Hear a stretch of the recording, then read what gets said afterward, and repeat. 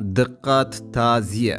Taniqli teleboshlovchi va aktyor Botirxon Imomxo'jayev oilasida og'ir judolik.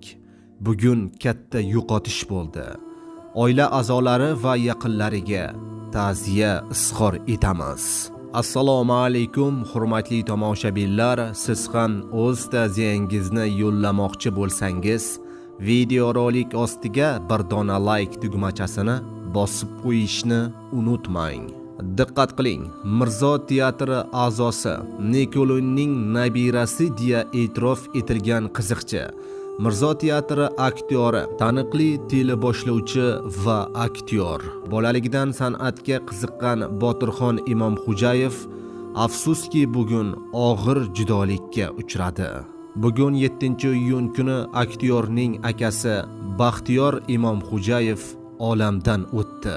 Bu haqida Botirxon Imomxo'jayev o'zining ijtimoiy tarmoqdagi sahifasi orqali ma'lum qildi. Kanalimiz nomidan aktyorning oila a'zolari va yaqinlariga hamda o'ziga Allohdan go'zal sabr tilab qolamiz.